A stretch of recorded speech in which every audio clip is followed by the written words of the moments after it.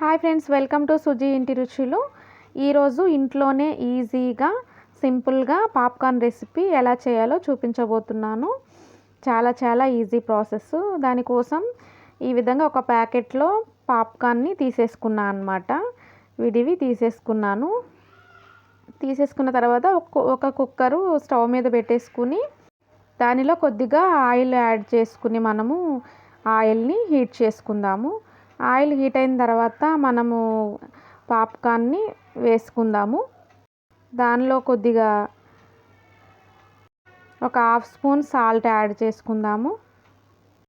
అలాగే ఒక half spoon పసుపు కూడా యాడ్ చేసుకుని మనం ఫ్రై చేసుకుందాము. ఒక 5 మినిట్స్ వరకు మనకి టైం పడుతుంది. కొద్దిగా ఆయిల్లో ఫ్రై అవ్వాలన్నమాట ఇవి. అందుకని మనం కొంచెం సేపు ఇలా ఫ్రై చేసుకుందాము.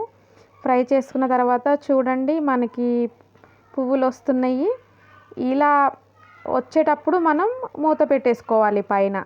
ఈ విధంగా మూత పెట్టేసుకుని మనం ఉంటే అవి ఎగురుతూ ఉంటాయి, మనకి సౌండ్ వస్తుంది.